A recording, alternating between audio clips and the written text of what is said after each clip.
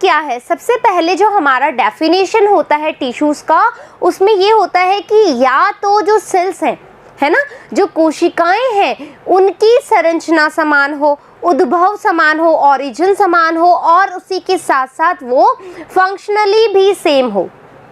ठीक है, वापस से बोल रही हूँ, कोशिकाओं का ऐसा समूह जो कि कार्यों में समान हो, उद्भव में समान हो और साथ के साथ संरचना में भी समान हो, तो ऐसी कोशिकाओं का समूह क्या कहलाएगा, उत्तक कहलाएगा, टिश्यू कहलाएगा। ठीक है, तो कोशिकाओं का ऐसा समूह जो कार्य एवं संरचना, बच्चों यहाँ पर अपन उद्भव कर लेंगे। ठीक है, उद्भव में क्या हो, समान हो, उसे क्या कहेंगे, उत्तक कहेंगे। ठीक है, प्राणियों का शरीर केवल 4 प्रकार के आधारभूत उत्तकों से मिलकर बना होता है। जो हम प्राणियों की बात करते हैं, ठीक है, जो एनिमल्स हैं, बेसिकली उनका जो शरीर है उस कितने प्रकार के उत्तकों से मिलकर बना होता है, बेसिकली 4 टाइप के टिश्यूज यहाँ प्रेजेंट होते हैं। और ये सब उत्तक एक विशेष अनुपात में, मतलब एक कहते हैं ना, एक मतलब एक निश्चित अनुपात में, एक निश्चित रेशो में पाए जाएंगे और प्रतिरूप में संगठित होकर अंगों का निर्माण करेंगे और अपने कार्य के आधार पे, अपनी संरचना के आधार पे व्यवस्थित होंगे और क्या करेंगे, अंग बनाएंगे, फिर अंग तंत्र बनाएंगे। हाँ या ना, जैसे आमाशय, फुफ्फुस, हृदय और हमारा वृक्क यानी कि किडनी। आया समझ में? यहाँ तक हमने क्या देखा कि जो उत्तक है वो क्या है, कोशिकाओं का ऐसा समूह जो कि संरचना, उद्भव एवं कार्यों में समान हो, उत्तक कहलाते हैं। प्राणियों का शरीर बेसिकली 4 उत्तकों से मिलकर बना होता है और ये एक निश्चित अनुपात में होते हैं और विशेष कार्य के द्वारा या एक संगठित रूप में होकर के अंग बनाते हैं और फर्दर अंग तंत्र बनाते हैं। ठीक है, समस्त शरीर की जैविक क्रियाएं, जो पूरे शरीर की, जो प्राणियों का शरीर होती है उसकी पूरी जैविक क्रियाएं जो होती है, या कोशिका, उत्तक, अंग व अंग तंत्र के श्रम विभाजन से, श्रम विभाजन क्यों बोला हमने यहाँ पर, क्योंकि बच्चों देखो कहते हैं ना कि जिसका काम है उसी को सुशोभित होता है, यानी कि जिसका काम है वो ही करे तो ज़्यादा बेटर होगा। M I right? तो क्या होता है, कोशिकाओं का कुछ अलग कार्य होता है, अंगों का अलग कार्य होता है, उत्तकों का अलग कार्य होता है। हाँ है ना, जैसे रेस्पिरेशन है, श्वसन क्रिया है, यदि श्वसन तंत्र से ना हो और उत्तक सही तरीके से कार्य ना करे, जैसे कि भी आएगा आप देखना, रेस्पिरेटरी जो सिस्टम होता है उसमें कौन सा उत्तक कार्य करता है ना, तो यदि उत्तक अपना सही कार्य नहीं करें, यदि हम हमारे ट्रैकिया से, जो माउथ से भोजन खा रहे हैं और ट्रैकिया से जो भोजन है स्टमक में नहीं जा पा रहा है, यदि उत्तक सारे कार्य नहीं कर पा रहे तो कितनी ज़्यादा परेशानी होगी हमें। हाँ या ना, तो उत्तक हुए, कोशिकाएं हुई या अंग हुए या अंग तंत्र हुए, यदि ये ठीक तरीके से, सुगठित तरीके से अपना कार्य नहीं करेंगे तो प्राणियों की जो जैविक क्रियाएं हैं कहीं ना कहीं, किधर भी से भी हम बोल सकते हैं कि वो फ्लक्चुएट होगी, यानी कि उनमें क्या आएगा, कुछ ना कुछ गड़बड़ी आ सकती है। ठीक है, और पूरे शरीर को जीवित रखने के लिए, यानी कि जो हमारी बॉडी है उसको अलाइव रखने के लिए भी ये पूरा इंपॉर्टेंट पार्ट है। क्या क्या, cells, tissues, organ system. Clear हो गई यहाँ तक की बात? नेक्स्ट देखते हैं हम प्राणी उत्तक। अब कौन कौन से उत्तक है, बेसिकली वो तो हमने इंट्रोडक्टिव पार्ट देखा कि क्या होते हैं उत्तक, किस तरीके से हमको हेल्प करते हैं, लेकिन अब एक्चुअल में उत्तक होते क्या है, किस तरीके से ये इतने अपने टाइप्स में होते हैं, क्या बेसिकली इनका फंक्शंस होता है, कहाँ कहाँ पे सिचुएटेड होते हैं। क्लियर? कोशिका कार्य के अनुसार अपनी संरचना में, ठीक है, परिवर्तित होती है। कार्य के अनुसार जो कोशिकाएं हैं वो क्या करती है, फंक्शंस के अकॉर्डिंग अपने आप को क्या करती है, चेंज करती रहती है, और जो कार्य में समान होते हैं वो कोशिकाएं क्या बना लेते हैं, उत्तक बना लेते हैं। प्राणी उत्तक मुख्यतः 4 प्रकार के होते हैं। कौन कौन से? उपकला उत्तक। कौन कौन से? उपकला उत्तक, जिसको हम इंग्लिश में कहते हैं एपिथेलियल। क्या बोलेंगे? Epithelial tissue. क्या बोलेंगे बच्चों? एपिथेलियल। और कुछ लोग एपिथेलियम टिश्यू भी बोलते हैं, तो दोनों ही चीज सही है। ठीक है, संयोजी उत्तक। देखो योजी, योजी का मतलब क्या होता है, जोड़ना, यानी कनेक्ट करना। मैं याद करने का तरीका बता रही हूँ। ठीक है, योजी यानी कि कनेक्ट करना, किसी को कांटेक्ट में लाना। तो ये जो संयोजी है, जोड़ रहा है किसी को, तो हम क्या बोल रहे हैं इसको, कनेक्टिव। क्या बोल रहे हैं बच्चों? Connective tissue. फाइन, ठीक है। हमने उपकला ऊतक को बोला एपिथेलियम टिश्यू, हमने संयोजी ऊतक को बोला कनेक्टिव टिश्यू। पेशी, पेशी यानी कि हम मसल्स की बात कर रहे हैं, हाँ है ना, तो ये क्या हो गया हमारा मसल्स टिश्यू। क्या हो गया? Muscle tissue. देन तंत्रिका, तंत्रिका में हम बात किसकी करते हैं? न्यूरॉन सिस्टम की बात करते हैं, हाँ है ना।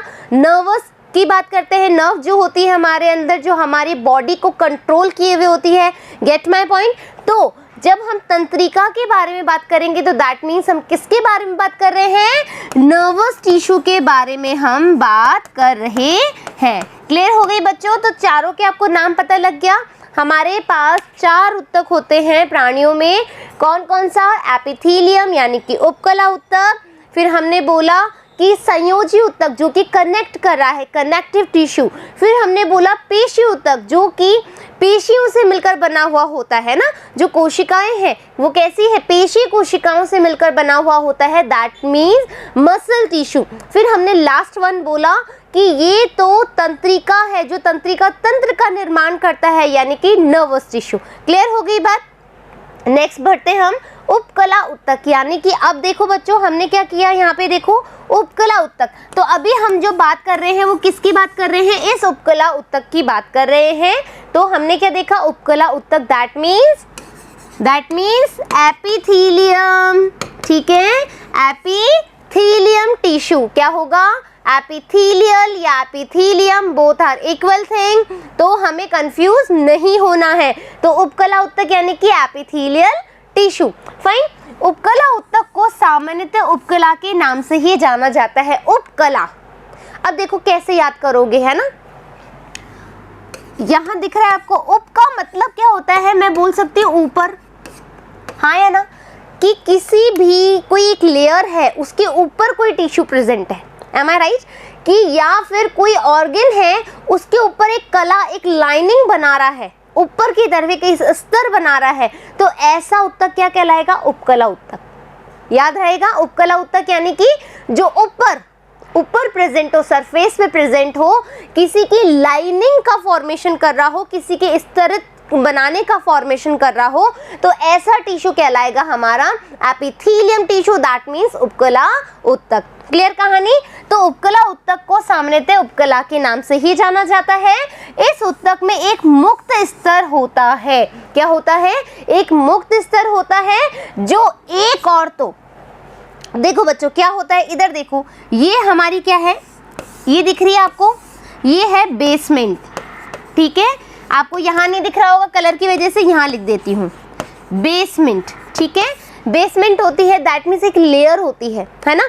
इस लेयर के ऊपर, जैसे ये लेयर बनाई मैंने, है ना, यहाँ पर हमारा टिश्यूज प्रेजेंट है। कौन सा टिश्यू प्रेजेंट है बच्चों? एपिथेलियम, ठीक है। अब ये इस लाइन में क्या कहना चाह रहा है? ये कहना चाह रहा है एक मुक्त स्तर होता है। मुक्त यानी कि जो फ्री हो, जो आज़ाद हो, जिसपे किसी का कोई कंट्रोल ना हो, एम आई राइट? ठीक है।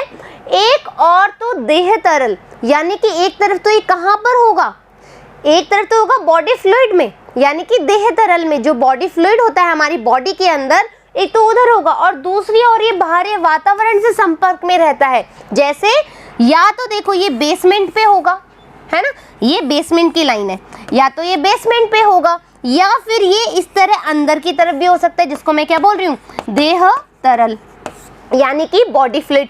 या फिर मैं बोल रही हूँ कि एक तरफ का जो हिस्सा होगा वो कैसा होगा, बाहरी वातावरण की तरफ। बाहरी वातावरण जैसे कि आप बोल रहे हो, ये हमारे स्किन है, स्किन पे एपिथेलियल टिश्यू है, तो एक तरफ तो ये हमारी बॉडी के नीचे है, हाँ है ना, अंदर की तरफ है, और एक स्तर कहाँ की तरफ है, बाहर की तरफ, जो बाहरी वातावरण से हमें प्रोटेक्ट कर रहा है ना, हमारी सुरक्षा कर रहा है। आया समझ में ये क्या कहना चाह रहा है लाइन? आगे बढ़ूं, ठीक है। इस प्रकार यह ऊतक देह के आवरण यानी कि हमारा जो शरीर का जो पूरा आवरण है उसको बनाता है, एक लाइनिंग देता है, आस्तर यानी कि एक लाइनिंग का निर्माण करता है। और क्या करता है ये कोशिकाएं, ठीक है, अंतर कोशिकीय आधात्री यानी कि इंट्रासेलुलर मैट्रिक्स द्वारा दृढ़ता पूर्वक एक दूसरे से जुड़ा रहता है। क्या हुआ अब, जो हमारा एपिथेलियल टिश्यू है वो कैसा है, बहुत ज़्यादा एक दूसरे से क्लोजली कॉम्पैक्ट है ना, क्लोजली एक दूसरे से जुड़ा हुआ है। जैसे कि आप ये देख रहे हो, ये स्ट्रक्चर देख रहे हो, कलर चेंज कर लूँ एक बार, यहाँ पर मैं ब्लू ले रही हूँ कलर, है ना, ब्लू। ये देखो यहाँ पर आप देख रहे हो ये चीज़, तो ये कनेक्ट है। ये देखो कहीं से भी आपको कोई गैप दिख रहा है क्या, ये गैप दिख रहा है क्या यहाँ पे, क्यों नहीं दिख रहा, क्योंकि जैसे आप अपने फर्श पे देख रहे हो, फर्श पे आपकी टाइल्स लगी हुई है, यदि कोई भी टाइल्स कहीं से टूट जाए तो वहाँ पे होल होगा तो गड्ढा हो जाएगा। लेकिन यदि अपन एकदम अच्छे वाले फर्श को देखेंगे तो कहीं पर भी आपको टाइल्स में गैप दिखता है क्या। जैसे कि अपन एक वाइट सीमेंट लगाते हैं टाइल्स के बीच में, भाई ये 2 टाइल्स हैं, अब कलर चेंज करना पड़ेगा, 1 मिनट रुको, ठीक है। जैसे ये 2 टाइल्स है ना, यदि मैं इन टाइल्स के बीच में ये गैप मैं सीमेंट से फिल कर देती हूँ, हाँ है ना, फिल कर दिया हमने, तो क्या हुआ, अब ये एक दूसरे से एकदम क्लोजली जुड़ गई। तो ये जो हमने सीमेंट डाली, तो मैं क्या बोल रही हूँ, इसको इंट्रासेल्युलर मैट्रिक्स बोल सकती हूँ। इस सीमेंट को हमने क्या किया, 2 सेल्स को या 2 टिश्यू को आपस में जोड़ दिया एक इंटरसेलुलर मैट्रिक्स से, और वो इतने टाइट है कि वहाँ पर कोई भी स्पेस हमें नहीं दिख रहा। तो आपसे पूछा जा सकता है कि जो जो एपिथेलियल टिश्यू है वो क्लोजली कॉम्पैक्ट होते हैं, जबकि कनेक्टिव टिश्यू जो होते हैं, है ना, जो कनेक्टिव टिश्यू संयोजी ऊतक है उनमें गैप के चांसेस होते हैं। क्लियर हो गई बात, वो क्लोजली पैक्ड नहीं होते। यहाँ तक समझ में आ गई चीज़ें। अब आगे बढ़ते हैं अपन। उपकला ऊतक भी 2 प्रकार के होते हैं। अब एपिथेलियल टिश्यू, ठीक है, यहाँ लिख रही हूँ मैं एक बार, एपिथेलियल टिश्यू जो है वो 2 टाइप्स के हैं। कौन कौन से, सरल उपकला और संयुक्त उपकला। सरल यानी कि मैं बोल सकती हूँ सिंपल, है ना, simple epithelial tissue, am I right. Next one is that संयुक्त उपकला। संयुक्त को आप क्या बोलोगे, कंपाउंड। संयुक्त को हम क्या बोलेंगे, कंपाउंड। क्या बोलेंगे, कंपाउंड। और इसी को हम एक और नाम से जानते हैं जिसको हम बोलते हैं STRA, स्ट्रैटिफाइड। ठीक है, क्या बोलते हैं, स्ट्रैटिफाइड। स्ट्रैटिफाइड क्यों बोलते हैं बच्चों, अभी बताती हूँ। इसको हम बोलते हैं, देखो हिंदी में भी लिख देती हूँ, आपको पढ़ने में अच्छा रहेगा, स्ट्रैटिफाइड। ठीक है, स्ट्रैटिफाइड भी बोलते हैं कंपाउंड के साथ साथ। देखो बच्चों, जो सरल उपकला होती है यानी कि जो सिंपल एपिथेलियम है वो एक सिंपल लेयर से बनती है, यानी एक सिंगल लेयर से। ठीक है, यानी कि मैं यहाँ लिख देती हूँ कि ये एक सिंगल लेयर इसमें पाई जाती है। ठीक है, सिंगल लेयर पाई जाती है। बट जब हम संयुक्त उपकला, देखो संयुक्त है यानी कि आप नहीं मान सकते कि बहुत सारी जो लेयर्स इसमें प्रेजेंट होगी, है ना, कि बहुत सारी लेयर से मिलकर बना होगा।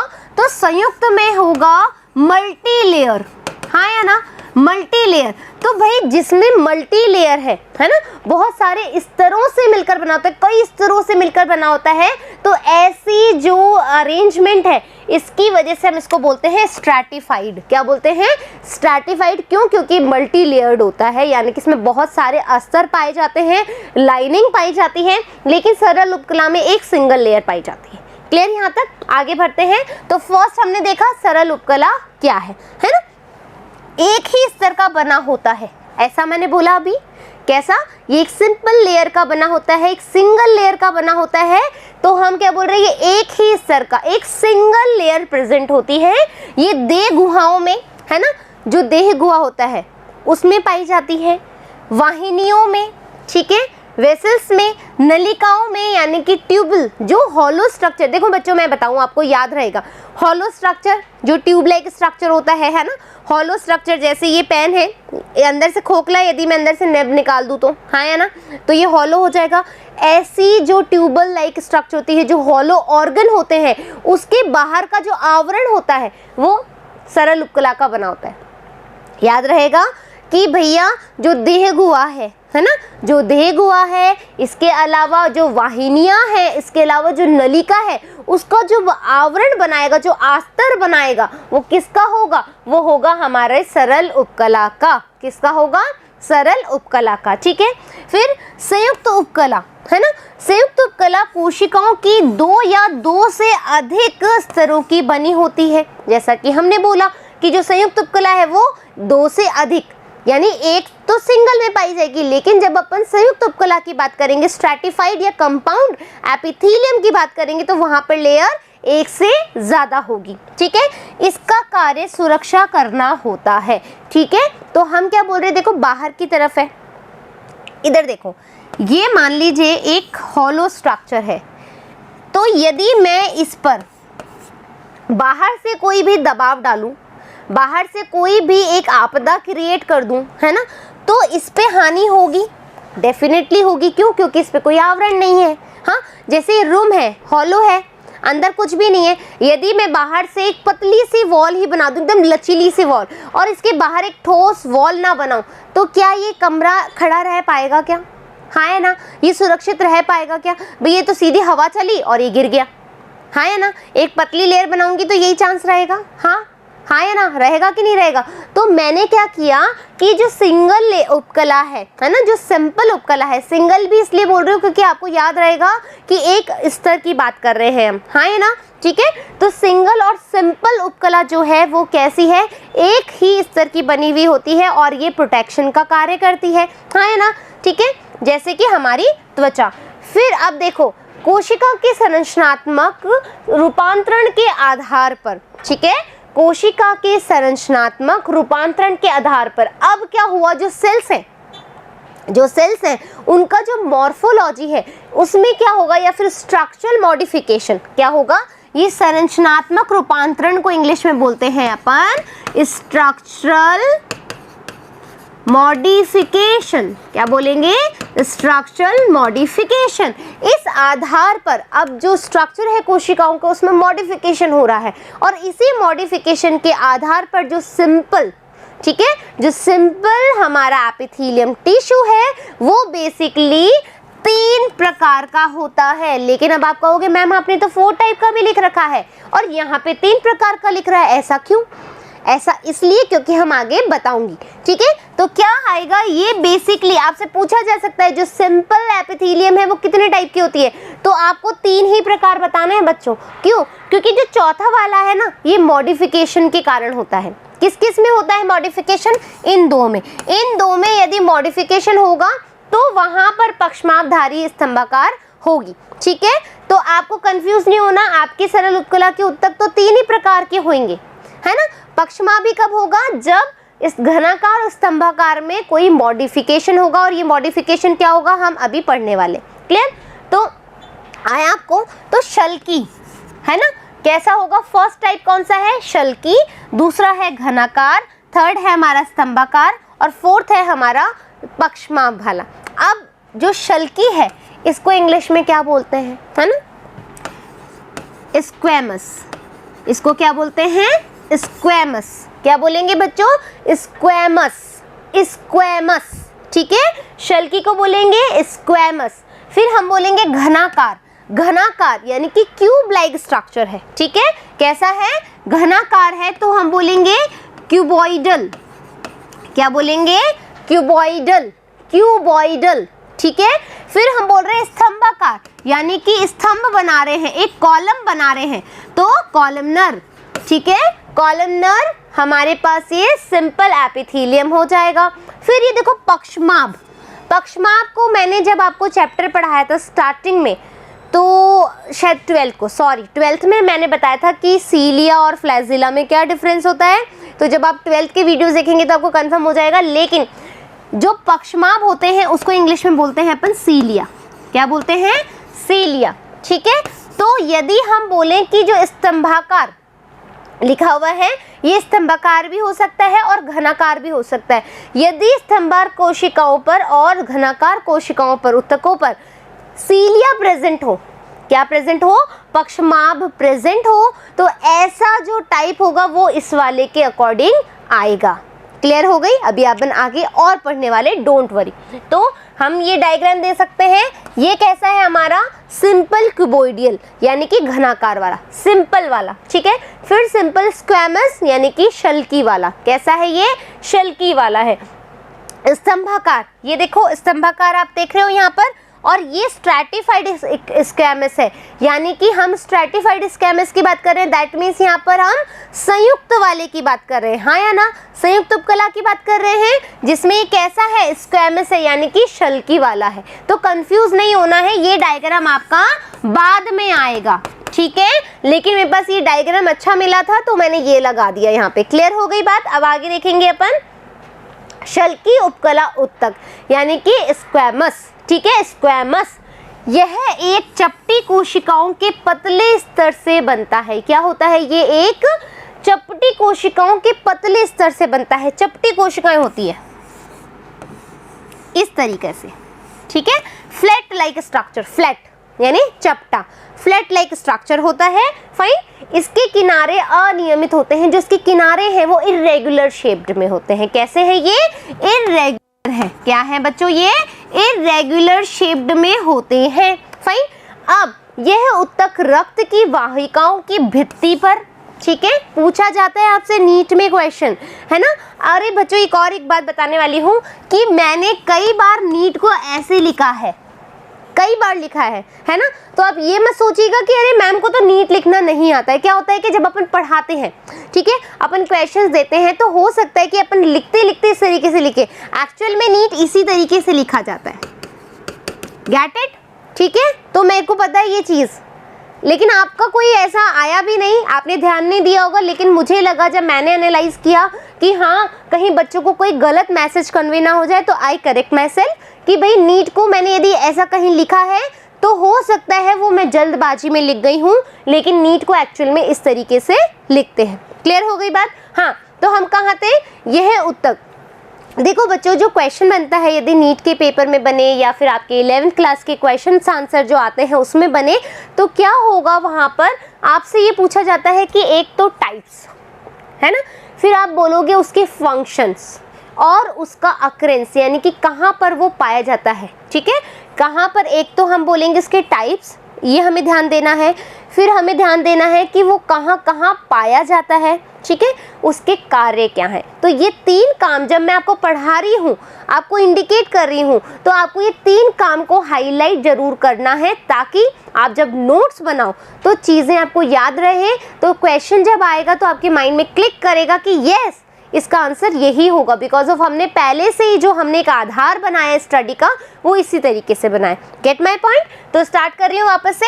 यह उत्तक रक्त वाहिकाओं के भित्ति में तथा फेफड़ों के वायु कोश में, जो एयर सेक्स होते हैं, फेफड़ों में जो हमारी जो वायु जाती रहती है, ब्लड का फ्लो होता रहता है, ठीक है, और यह विसरण सीमा का कार्य करता है। क्यों करता है बच्चों, मोस्ट इंपॉर्टेंट है ये, ठीक है। विसरण को इंग्लिश में बोलते हैं डिफ्यूजन, ठीक है, डिफ्यूजन। अब विसरण का मतलब क्या होता है ना। सबसे पहली बात है कि विसरण का क्या मतलब होता है। तो विसरण, आप जो गैस होती है ना, गैस कहीं से लीक हो रही है, फिर वो धीरे धीरे हमें उसकी खुशबू आती है या बदबू आती है ना, ठीक है। कोई भी गैस का रिसाव हुआ है तो हमें क्या पता लगता है कि अधिक सांद्रता से वो कम सांद्रता की तरफ जा रही है, हाँ है ना, अधिक सांद्रता से कम सांद्रता की तरफ जा रही है, तो ये कौन सी कहलाएगी, हमारी डिफ्यूजन कहलाएगी, विसरण कहलाएगी। तो विसरण में जो हेल्प करता है वो कौन सा करता है, हमारा शल्की उपकला उत्तक। पूछा जाता है बच्चों कि शल्की उपकला उत्तक का क्या कार्य है, या फिर विसरण में सबसे ज्यादा कौन से उत्तक का योगदान है, तो आपका आंसर आएगा शल्की उपकला उत्तक, स्क्वैमस, ठीक है, सिंपल एपिथेलियम, फाइन। तो फेफड़े के वायुकोश में प्रेजेंट होता है, रक्त वाहिकाओं की भित्ति पर ये प्रेजेंट होता है, और ये सबसे ज्यादा विसरण पर पाया जाता है। अब ये बताओ कि विसरण क्यों करता है ना। देखो बच्चों, अब यहाँ बता रही हूँ मैं एक बार, हमने बोला कि ये एक सिंगल लेयर होती है ना, सेंट्रल न्यूक्लिएटेड होती है, मतलब इसमें जो न्यूक्लियस होता है वो सेंटर में प्रेजेंट होता है, फाइन। ये इसके बारे में जानकारी है। ये इर्रेगुलर शेप होती है, फाइन, ये इर्रेगुलर होती है, ये बीच में इसके न्यूक्लियस पाया जाता है, ये एक सिंगल लेयर में होती है। अब हमने बोला ये चपटी होती है, कैसी होती है, फ्लैट होती है। कैसी होती हैं ये कोशिकाएं, फ्लैट होती हैं। इसी वजह से क्या होगा कि गैस आई है ना, तो इजीली पास ऑन हो जाएगी, हाँ है ना, gas I easily pass on हो जाएगी, हाँ है ना, तो इसलिए ये डिफ्यूजन में इजीली हेल्पफुल रहते हैं। क्लियर हो गई ये बात। नेक्स्ट, घनाकार उपकला यानी कि क्यूबॉइड। अब हम क्यूबॉइडल की बात कर रहे हैं, क्यूबॉइडल टिश्यूज की बात करें, कौन सा वाला, सिंपल एपिथेलियम वाला। याद रखना ये घनाकार तो है, लेकिन ये घनाकार किसका है, सिंपल का है, सिंपल क्यूबॉइडल। ठीक है, आप ऐसे ही याद करना बच्चों, क्यूबॉइडल, और हमने क्या बोला, ये एपिथेलियम का है ना, एपिथेलियम टिश्यू। ऐसे याद करोगे ना इसका नेम, तो आपको याद रहेगा कि हम आखिरकार पढ़ किसके बारे में रहे हैं, संयुक्त एपिथेलियम के बारे में पढ़ रहे हैं या फिर हम सरल उपकला के बारे में पढ़ रहे हैं, याद रहेगा। तो घनाकार उपकला में हमने देखा, यहाँ पर आप देखो ये कैसे शेप्ड है बच्चों, एक मिनट डायग्राम कलर चेंज कर लेती हूँ। ठीक है, ये देखो ये एक क्यूब की शेप में दिख रहा है आपको, हाँ या ना, ठीक है, ये क्यूब की शेप में दिख रहा है। तो कैसा, मैंने बोला ये इस तरह से एक क्यूब, जैसे आइस क्यूब जब जमाते हैं तो इसका भी जो है न्यूक्लियस जो है वो केंद्र के मतलब सेंटर में ही है, केंद्र में ही है। यह उत्तक एक स्तरीय घन जैसी कोशिकाएं, घन यानी कि क्यूबॉइडल, है ना, क्यूब लाइक स्ट्रक्चर होती है। यह वृक्कों पे यानी कि ये जो किडनी होती है हमारी, उसके नेफ्रॉन्स पे, इंपॉर्टेंट है बच्चों, ये क्वेश्चन बनता है इसमें नीट के लिए। नीट में क्वेश्चन बनता है कि भाई जो हमारी घनाकार उपकला है, या फिर सीधा पूछा जाता है जो किडनी है उसकी जो नेफ्रॉन की जो ट्यूब्स होती हैं उन पे कौन सा टिश्यू प्रेजेंट होता है। वापस से रिपीट कर रही हूँ क्वेश्चन कि जो किडनी है उसकी जो नेफ्रॉन होती हैं, उसकी जो ट्यूब्स होती हैं, उस पे कौन सा अस्तर पाया जाता है, कौन सी कोशिकाएं पाई जाती है, कौन सा कोशिका उत्तक पाया जाता है। तो आपका जो आंसर आएगा वो है यहाँ पर कि घनाकार उपकला पाया जाएगा, यानी कि सिंपल क्यूबॉइडल हमारी एपिथेलियम यहाँ प्रेजेंट रहता है। तो ये वृक्कों के नलिकाकार भागों पे, है ना, यानी कि किडनी के जो नेफ्रॉन्स ट्यूबुलर्स होते हैं उस पे प्रेजेंट होता है। ग्रंथियों की वाहिनियों में ये जो ग्लैंड्स होती हैं वहां पर भी प्रेजेंट होता है। कहाँ पर, ग्लैंड्स पे भी प्रेजेंट होता है। इनका मुख्य कार्य इंपॉर्टेंट स्त्रवण व अवशोषण है। Very important for the NEET questions और very important for the 11th questions कि हमें क्या बोल रहा है, इनका मुख्य कार्य क्या है, सिक्रीशन करना है या फिर एब्जॉर्प्शन करना है। ठीक है, अवशोषण करना है या फिर सिक्रीट करना है। क्लियर हो गई बात। जब आपने बात बोली कि हमने बोला कि इससे पहले हमने स्क्वैमस पढ़ा, तो स्क्वैमस में जो उसका प्रमुख कार्य था वो था विसरण के अंदर। ठीक है, लेकिन जब आपसे पूछे कि घनाकार उपकला का मुख्य कार्य क्या है, तो स्त्रवण व अवशोषण, एब्जॉर्प्शन व सिक्रीशन इसका मुख्य कार्य है। ठीक है, वृक्क में वृक्कों की समीपस्थ वलीयत जो कॉन्कुलेटेड जो होती है उसके अंदर क्या हो जाती है, सूक्ष्म नलिका की उपकला पर कुछ सूक्ष्मांकुर पाए जाते हैं। यानी कि देखो ये जो बात है उसमें बोला है कि जो किडनी होती है उसमें जो नेफ्रॉन्स होते हैं उस पे कुछ सूक्ष्मांकुर पाए जाते हैं।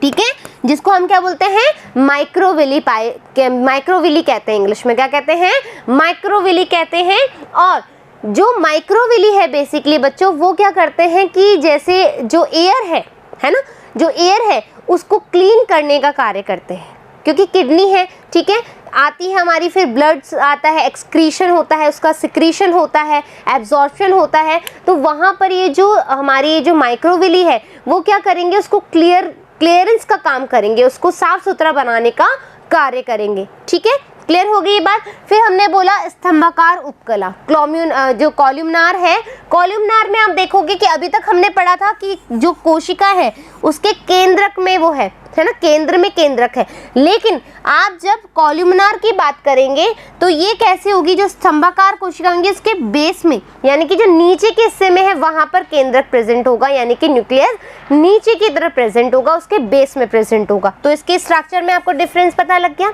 ठीक है, लंबी एवं पतली कोशिकाओं का एक स्तर बना होता है, एक लंबी होगी पतली होगी, एक ही स्तर होगा। क्यों, क्योंकि अपन सिंपल एपिथेलियम पढ़ रहे हैं। ठीक है, केंद्रक प्राय कोशिका के आधारी भाग में होता है, जैसा कि आई ऑलरेडी टोल्ड यू। ठीक है, इनकी मुक्त सतह पर प्राय सूक्ष्मांकुर पाए जाते हैं, है ना, यानी कि माइक्रोविली।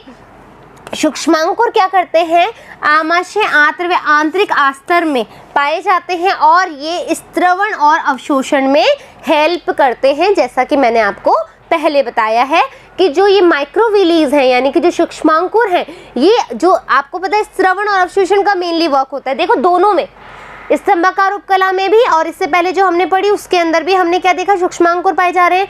दोनों का मुख्य कार्य स्त्रवण ही है और एब्जॉर्प्शन ही है। ठीक है, तो इस तरीके से हमने देख लिया, आगे आपको यहाँ तक समझ में। अब हम देखेंगे मॉडिफिकेशन के अकॉर्डिंग, यानी कि सीलिएटेड कब होगा, कि जब घनाकार कोशिकाएं होगी, है ना, और स्तंभाकार जो कोशिकाएं होती उसके उत्तकों में यदि सीलिया प्रेजेंट हो। ठीक है, ये देख रहे हो आप यहाँ पे डायग्राम।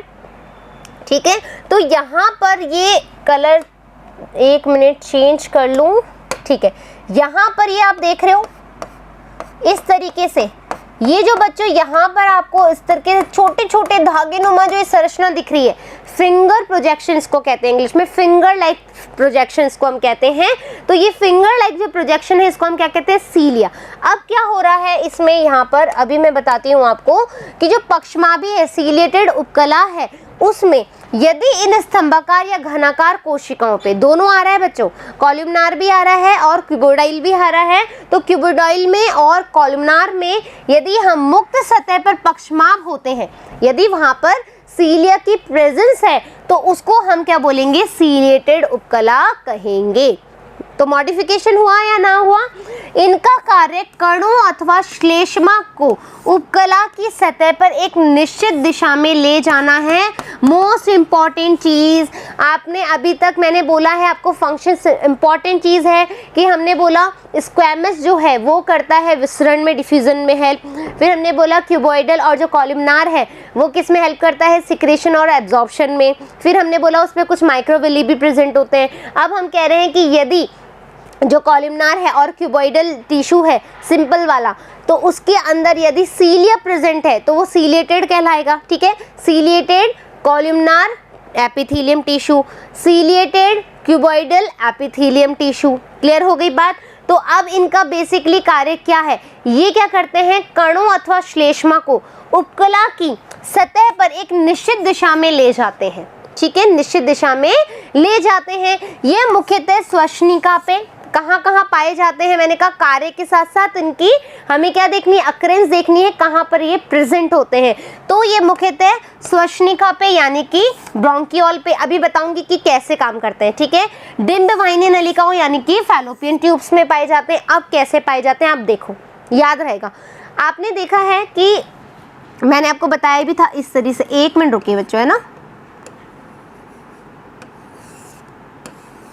ठीक है, यहाँ से हमने भोजन खाया और हमारे यहाँ पर जाकर के नीचे की तरह एक नलिका होती है जिसको हम ऑसियोफेगस या फिर ट्रैकिया कहते हैं। हाँ है ना, ट्रैकिया कहते हैं। अब ट्रैकिया में जो ये भोजन है जब बोलस बन जाता है यानी कि एक निवाला बन जाता है निगलने के लिए, क्योंकि सलाइवा होती है वो छोटा छोटा उसको एक बोलक में वो कर देती है कन्वर्ट। तो ये जब नीचे जाता है तो क्या होता है, ट्रैकिया में से सीलिया प्रेजेंट होते हैं। क्या होते हैं, ट्रैकिया में सीलिया प्रेजेंट करते हैं। ये सीलिया क्या करते हैं, ये जो भोजन हमारी नली से जा रहा है उसको धकेलने में काम करते हैं, मूवमेंट में काम करते हैं, ताकि वो हमारे जो पेट है वहाँ तक पहुँच जाए या आमाशय में हमारे वहाँ पे प्रेजेंट हो जाए, मतलब इजीली पहुंच जाए। आया समझ में, मूवमेंट में हेल्प करते हैं। और ये बोल रहा है हमारे डिंबवाहिनी नलिकाओं में यानी फैलोपियन ट्यूब्स में भी पाया जाता है। क्यों पाया जाता है कि एग में, ठीक है, स्पर्म और एग ने क्या किया, फ्यूज कर लिया। ठीक है, एग और स्पर्म ने फ्यूज कर लिया भाई, नर युग्मक और मादा युग्मक ने आपस में क्या कर लिया, क्रॉस कर लिया, निषेचन की क्रिया कर ली। अब हमारे पास क्या बना, जाइगोट आ गया। जाइगोट को बाहर निकालते हैं। ठीक है, जब बेबी बन जाता है तो बाहर निकलना चाहता है, तो बाहर निकालने के लिए जो मूवमेंट होता है उसमें कौन हेल्प करवाता है, सीलिया हेल्प करवाता है। आई बात समझ में, क्लियर हो गई बात। यहाँ पर याद रहेगा कि कार्य और इसकी अक्रेंस कैसी है। देखो बच्चों, जो भी हम टिश्यूज पढ़ते हैं ना, वो क्या होता है, क्लोजली रिलेटेड होते हैं उनकी अक्रेंस, मतलब कहाँ पाए जा रहे हैं और उनका कार्य क्या है। ठीक है, ये आपस में कोरिलेट करते हैं ताकि हमें इजीली समझ में आए कि आखिरकार काम क्या है। तो आपको क्या करना है, अभी तक हमने देखा, एक तो टाइप्स देखने हैं कितने प्रकार के हैं, किसका क्या प्रकार है, उसकी संरचना कैसी है, उसका कार्य क्या है और उसकी अक्रेंस कहाँ है, यानी कि वो कहाँ पर पाया जाता है। क्लियर हो गई बात। नेक्स्ट है हमारा ग्रंथिल उपकला यानी कि ग्लैंडुलर एपिथेलियम। क्या है, ग्रंथिल यानी ग्रंथियों के बारे में हम बात कर रहे हैं। ग्रंथिल उपकला ग्लैंडुलर एपिथेलियम कुछ स्तंभाकार और घनाकार कोशिकाओं में स्त्रवण की विशेषता होती है, यानी कि सिक्रीशन की, है ना। स्त्रवण करते हैं तो क्या होगा, स्त्रवण यानी कि सिक्रीशन करते हैं, ऐसी उपकला को उपकला ग्रंथिल कहते हैं। ठीक है, अब बच्चों आपकी बुक में ये वाली स्पेलिंग लिखी हुई है, मैंने चला के स्पेलिंग एज इट इज लिखी है, तो आप इसको सही कर लेना। यहाँ पर आर लिखा हुआ है बुक में, तो आपको इसको ई करना है बस। ठीक है, एपिथेलियम ही होता है ये, कोई आर नहीं आएगा, तो इसको एपिथेलियम कर लेना। यह दो समूह में वर्गीकृत होती है, एक होती है एक कोशिक और एक होती है बहुकोशिक, यानी कि यूनिसेल्युलर ग्लैंड, यूनिसेल्युलर, और यहाँ पर बहुकोशिक है तो आ जाएगा मल्टी सेलुलर। ठीक है, यूनिसेलुलर और मल्टी सेलुलर होती है, दो प्रकार की, दो समूह में हमने इसको वर्गीकृत किया है। किसको, ग्रंथिल उपकला को। तो एक कोशिक क्या है बच्चों, आपको देखना है कि एक कोशिक किससे बना हुआ होता है और ये कहाँ पाया जाता है, बस। ठीक है, उदाहरण याद रखने। तो जो पृथक ग्रंथिल कोशिकाओं का बना होता है, ये कैसा होता है, अलग अलग ग्रंथिल कोशिकाओं का, मतलब एक इंडिविजुअली ग्रंथिल कोशिकाओं का बना होता है, ग्लैंडुलर टिश्यूज का बना हुआ होता है। उदाहरण याद रखना है, इसमें सबसे ज्यादा मोस्ट इंपॉर्टेंट नीट में पूछा जाता है कि जो ग्लोबुलेट सेल है वहां पर किस तरह की ग्रंथि पाई जाती है।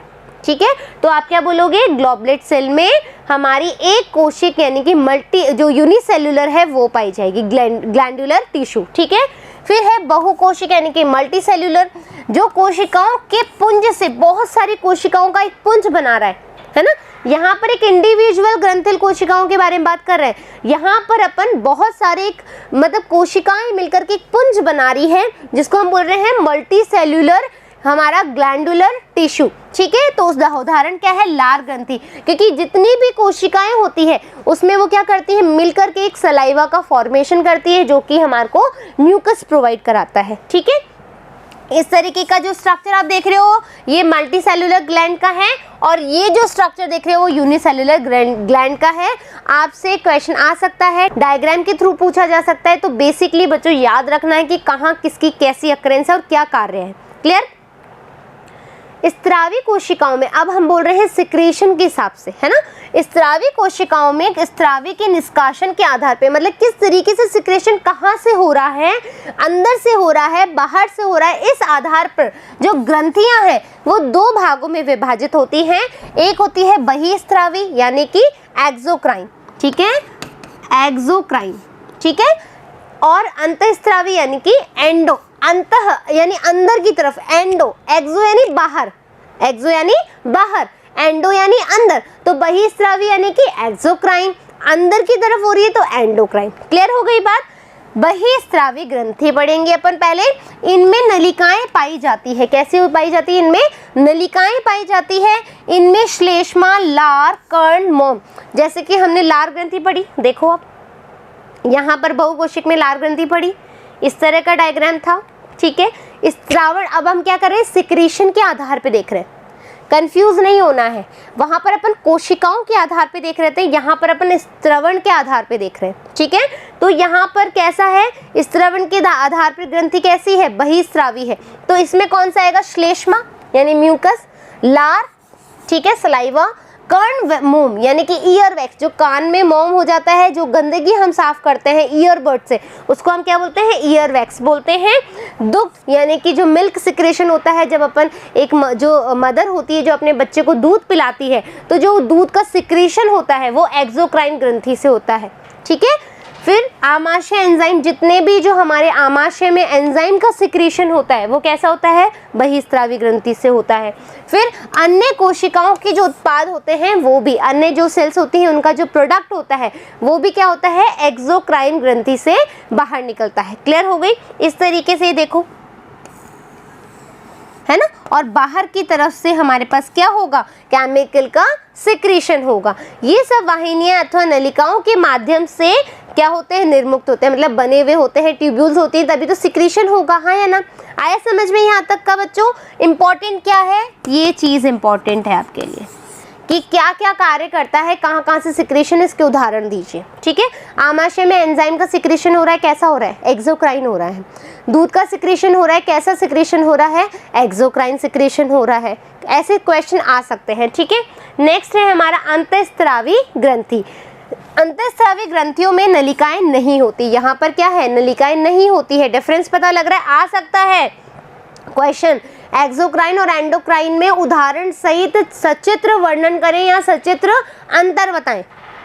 ठीक है, क्या आ सकता है कि एक्सोक्राइन और एंडोक्राइन में डिफरेंस बताइए विद डायग्राम और विद एग्जांपल आल्सो। ठीक है, तो आपको क्या करना है, बहिस्रावी क्या है, यहाँ पर वाहिनिका और नलिकाएं पाई जा रही है, लेकिन जो अंतःस्रावी ग्रंथि है वहाँ पे नलिकाएं नहीं पाई जा रही है। इसके उत्पाद में हार्मोन होता है, ठीक है, और सीधे तरल में छोड़े जाते हैं जिससे ग्रंथि स्थित होती है। अब देखो मैं यहाँ पर एक चीज़ बता रही हूँ,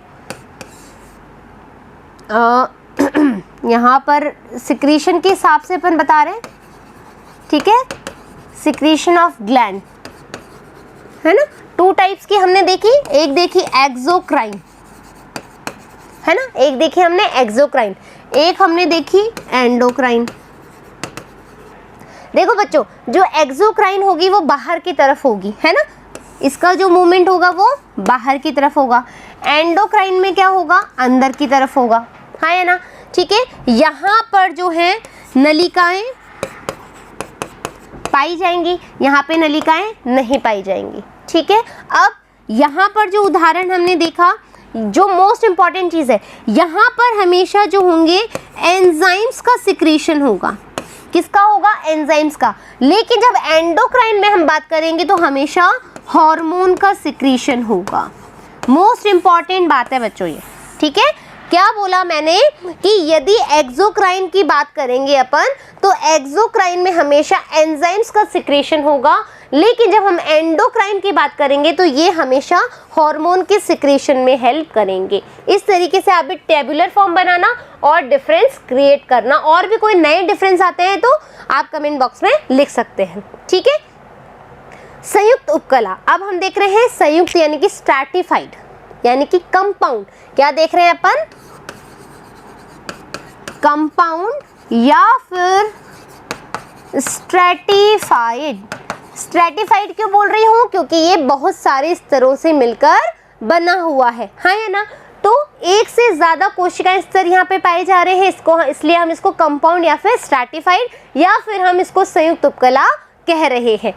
ये स्रवण और अवशोषण में सीमित भूमिका निभाते हैं। बच्चों कंफ्यूज नहीं होना है, हमने अभी तक जो स्टार्ट किया है वो एपिथेलियम स्टार्ट किया है। 2 तरीके हमने देखे, सिंपल, फिर हमने देखा कंपाउंड। ठीक है, सिंपल में हमने देखा ये मेनली थ्री टाइप्स की होती है। कौन कौन सी, स्क्वैमस, ठीक है, क्यूबॉइडल, फिर हमने देखा लास्ट वाला हमने देखा कॉलमनार। ठीक है, इसके अलावा एक्स्ट्रा हमने सीलिएटेड वाला देखा था, हाँ या ना, ये देखा था। फिर आज अब जो हम पढ़ रहे हैं वो हम पढ़ रहे हैं कंपाउंड वाला। और इसी के साथ में हमने देखा ग्रंथियों के बारे में कि भैया जो ग्रंथि है वो कैसी है, किस तरीके का सिक्रेशन पाया जाता है। और कोशिकाओं के आधार पे 2 तरीके होती है, एक कोशिक और बहुकोशिक। और यदि सिक्रेशन के अलावा बात करें तो वो भी 2 तरीके की होता है, एक्सोक्राइन और एंडोक्राइन। कंफ्यूज नहीं होना जो अभी तक हमने पढ़ा। अब हम पढ़ रहे हैं संयुक्त यानी कि ये कंपाउंड वाला। क्या पढ़ रहे हैं, कंपाउंड वाला पढ़ रहे हैं। ये श्रवण और अवशोषण में सीमित भूमिका निभाते हैं। ये किस में हेल्प करते हैं, सिक्रीशन और एब्जॉर्प्शन में। इनका मुख्य कार्य क्या है। अब आप बोलोगे मैम जो सिंपल वाले टिश्यूज थे, है ना, सिंपल वाले टिश्यूज थे उसमें भी यही था, सिक्रीशन और एब्जॉर्प्शन कर रहा था, और जो संयुक्त उपकला है वो भी यही कर रही है। तो एक्स्ट्रा क्या, एक्स्ट्रा कार्य ये है कि ये रासायनिक और आंतरिक प्रतिबलों यानी कि ये क्या दे रहा है, हमें मैकेनिकल सपोर्ट दे रहा है और केमिकल सपोर्ट भी दे रहा है। ठीक है, कैसे दे रहा है, ये जो स्ट्रेस होते हैं, केमिकल स्ट्रेस होता है, मैकेनिकल स्ट्रेस हो रहा है, उससे हमें सुरक्षा प्रदान कर रहा है। तो ये इंपॉर्टेंट चीज हो गई। ठीक है। यह त्वचा की शुष्क सतह और मुख गुहा की नम सतह पर पाए जाते हैं। अभी मैं आपको बताऊंगी कैसे। ये ग्रसनी, ठीक है, लार ग्रंथियों अग्नाशय की वाहिनिकाओं की भीतरी अस्तर को ढकता है। इंपॉर्टेंट है इसका कार्य और ये कहाँ पर प्रेजेंट होता है, बेसिकली किस तरीके के, अभी बताऊंगी कि किस तरीके के होते हैं, ठीक है। फिर संधि, संधि बताने से पहले बच्चों मैं आपको वापस उधर ले चल रही हूँ और इसको मैं यहाँ से हटा रही हूँ, ठीक है। इसको मैं एक बार यहाँ से हटा रही हूँ, ये मैंने आपको बताया था। अब क्योंकि मैं आपको बताना चाह रही हूँ कंपाउंड टिश्यू जो है एक्चुअल में कैसे होते हैं, ठीक है। तो ये लो मैं डिलीट कर रही हूँ उसको, यहाँ से हो गया डिलीट, ठीक है। इसको भी एक बार कर रही हूँ यहाँ से, डन। अब मैं आपको बताऊंगी कंपाउंड टिश्यू किस टाइप के होते हैं, ड्राई सतह पे पाए जा रहे हैं, नम सतह पे पाए जा रहे हैं, तो कैसे कैसे होंगे, ठीक है। तो यहाँ आपको देखना है, अपन कलर पे आ जाते हैं। तो हमने बोला कंपाउंड टिश्यू, ठीक है, कंपाउंड टिश्यू बोला हमने। अब कंपाउंड टिश्यू दो टाइप के होते हैं बेसिकली, ठीक है। जो कंपाउंड टिश्यू है वो बेसिकली दो टाइप के होते हैं। कैसे, स्क्वैमस, ठीक है, कंपाउंड टिश्यू, कंपाउंड या फिर स्ट्रैटिफाइड, ओके। और दूसरा होता है ट्रांजिशनल, ट्रांजिशनल कंपाउंड टिश्यू। कौन सा टिश्यू, एपिथेलियम टिश्यू, ठीक है। कैसा हुआ, हमने बोला जो कंपाउंड है वो बेसिकली दो तरह का होता है, एक तो स्क्वैमस होता है और एक ट्रांजिशनल होता है। ये देखो, एक तो हमने सिंपल स्क्वैमस पढ़ा था, अब हम कंपाउंड स्क्वैमस पढ़ रहे हैं, तो कंफ्यूज नहीं होना है। अब क्या होता है, ये भी दो तरीके के होते हैं, ठीक है, ये भी दो तरीके के होता है। एक होता है केरेटिन वाला और एक होता है नॉन क्रेटेनियस, नॉन क्रेटेनियस, ठीक है। ये दो तरह का है, कौन सा, स्क्वैमस वाला। एक तो है हमारा क्रेटिनिन वाला और एक होता है नॉन क्रेटेनियस वाला। अब इसमें क्या फ़र्क है बच्चों, आपको पता है कि हमारे जो नेल्स होते हैं, है ना, नेल्स, हमारे हेयर, ठीक है, ये ड्राई होते हैं, है ना। क्यों होते हैं, क्योंकि इनमें एक प्रोटीन पाया जाता है क्रेटिन, ठीक है। केरेटिन एक प्रोटीन होता है, ये जो प्रेजेंट होता है। तो ये क्या होता है, यदि कंपाउंड या स्ट्रैटिफाइड एपिथेलियम टिश्यू शुष्क जगह पे है, कहाँ पर है, ड्राई जगह पे है। कैसी जगह पे, हमने ये लाइन पढ़ी है यहाँ पे, यह त्वचा की शुष्क सतह पे। यदि ये ड्राई वाले स्थान पे प्रेजेंट है तो वहाँ पर हम क्या बोलेंगे कि हाँ ये क्रेटिनिन प्रेजेंट है। क्रेटिनिन इसलिए प्रेजेंट है, क्यों, क्योंकि यहाँ पर की जो कोशिकाएं होती है वहाँ पे उसमें न्यूक्लियस हट जाता है, मर जाता है, जीवित नहीं होता है, इसलिए इसको हम मृत कोशिकाएं भी कहते हैं। क्या कहते हैं, मृत कोशिकाएं भी कहते हैं। और ये बेसिकली कहाँ पाया जाता है, हेयर में, हाँ है ना, हेयर में पाया जाएगा, नेल्स में पाया जाएगा, हाँ है ना।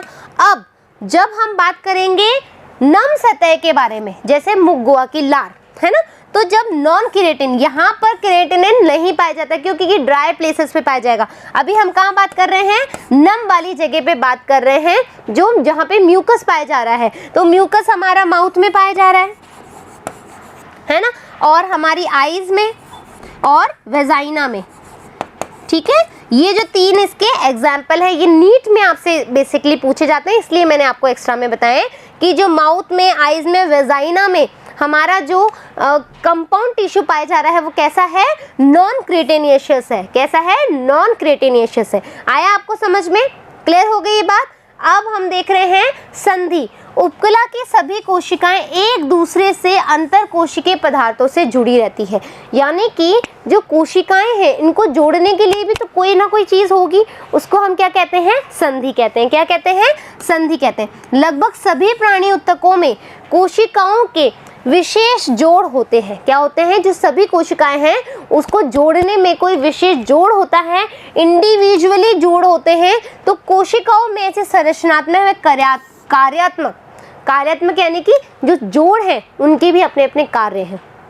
ठीक है, जैसे हमने बोला कि gap junction, tight junction, desmosomes, अभी जो हम पढ़ेंगे ना 2-3 वाली, दृढ़, आसंजी, अंतराली, तो इनके कार्य भी अलग हैं और संरचना भी अलग है। तो इस आधार पे हमने 3 तरह की देखी। क्या क्या देखी? दृढ़, दृढ़ को हम बोलेंगे टाइट, TIGHT, टाइट जंक्शन। क्या बोलेंगे? Tight junction. फिर हम बोलेंगे आसंजी, आसंजी को हम बोलते हैं डेस्मोसोम, डेस्मोसोम। ठीक है, एक बार इसको सही कर देती हूँ।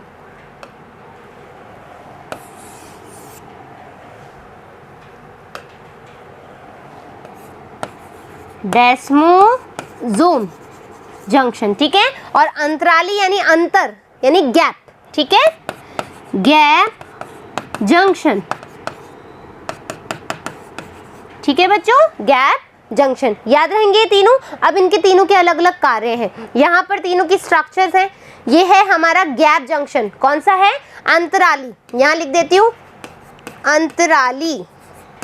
ये जो है वो है हमारा आसंजी, ठीक है, आसंजी। ये जो है हमारा दृढ़, ठीक है। ये किसका जो डायग्राम है वो है अंतराली का, ये है हमारी आसंजी का, और ये है हमारी दृढ़ का। तो अब आगे हम इंडिविजुअली इनको पढ़ेंगे, डोंट वरी।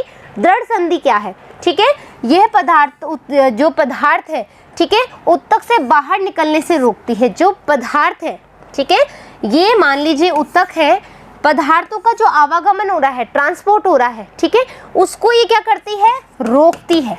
कैसे रोकती है? डायग्राम देखो, कलर चेंज कर लूं एक बार, ठीक है। ये डायग्राम दिख रहा है आपको यहाँ पर, ठीक है। यहाँ पर देखो आप, टीजे प्रोटीन लिखा हुआ है, टीजे प्रोटीन। तो टीजे प्रोटीन का नाम है टाइट जंक्शन प्रोटीन, यानी कि जो दृढ़ संधि है उसके प्रोटीन है यहाँ पर, ठीक है। वो कॉम्प्लेक्स बनाया हुआ है। ये देखो, जैसे आप बोल्ट कस देते हो ना, किसी गैप को कम करने के लिए आप बोल्ट कस देते हो ताकि वो टाइटली जुड़े रहे, सेम यहाँ पर प्रोसीजर है कि किसी चीज को रोकने के लिए हमने क्या किया? उसको पेच कस दिया। तो टाइट जंक्शन कॉम्प्लेक्स बनाया, यहाँ प्रोटीन का कॉम्प्लेक्स बनाया, जो कि यहाँ पर क्या करे हुए? अवरोधक की तरह कार्य कर रहा है, रोकने का कार्य कर रहा है। और यहाँ पर क्या होगा कि कोई भी कण जो है यहाँ से निकल नहीं पाएगा। तो देखो यहाँ पर बहुत सारे जो है, इस तरीके से आप ये देख रहे हो, ये बहुत सारा जंक्शन बना लिया है। ये जंक्शन क्या कर रहा है?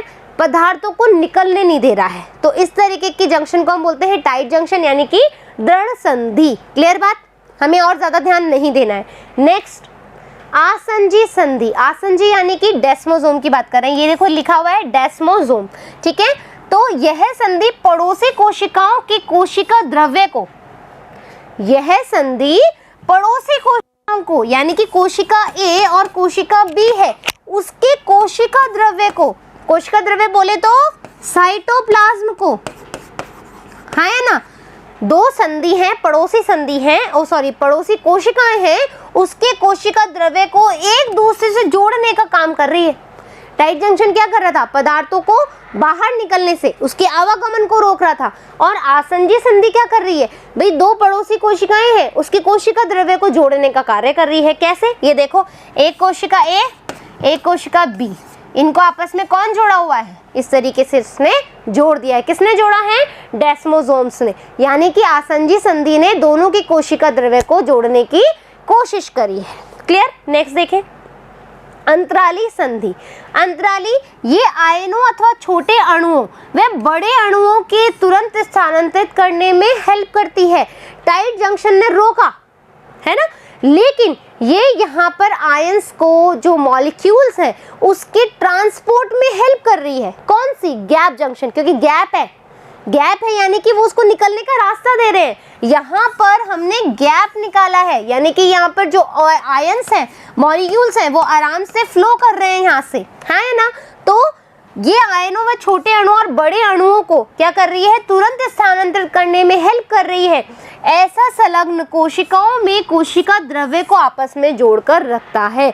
तो ये भी क्या कर रही है कि भाई डेस्मोसोम ने जोड़ ही दिया था कोशिका द्रव्य को, तो वहां पर जब डेस्मोसोम होगा तो कोशिका द्रव्य जुड़ गया दो कोशिकाओं को, फिर वहां से जो अंतराली संधि, जो गैप जंक्शन बनाए, वहां से वो मॉलिक्यूल इजीली पास ऑन हो जाएंगे। यहाँ डायग्राम देखो, यहाँ पर ये देखो, इस तरीके से ये क्लोज भी हो सकती है और ओपन भी हो सकती है।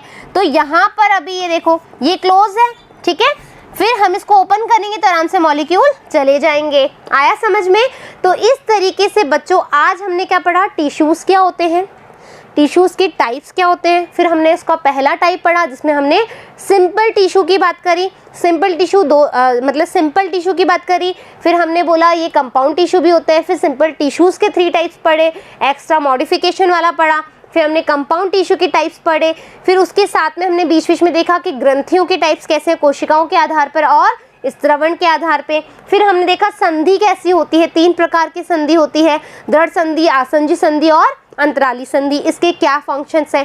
क्लियर हो गई बात? तो बच्चों आपको सबसे पहले नोट्स बनाने हैं। और हाँ, मुझे अभी तक भी मतलब पहले जो एक जोश आ रहा था ना फर्स्ट चैप्टर में, वो जोश बहुत कम हो गया है। या तो बच्चों आपको समझ में नहीं आ रही है चीज़ें, है ना, या फिर आपको पढ़ने का मन खत्म हो गया है। तो बच्चों आपसे रिक्वेस्ट है कि आप अभी तक पढ़ें। यदि कोई कमी लग रही है, किसी भी तरीके की प्रॉब्लम आ रही है, तो प्लीज़ कमेंट बॉक्स में लिखें, हम उसको सुधार करने का प्रयास कर रहे हैं और करते रहेंगे, ठीक है। और एक समय ऐसा आएगा जब हम आपको एकदम सेटिस्फाई भी करेंगे, लेकिन इसके लिए आपको भी थोड़ी सी जिम्मेदार बनना पड़ेगा और हमें आपके सुझाव भी चाहिए। तो मिलेंगे नेक्स्ट पार्ट के साथ में। धन्यवाद।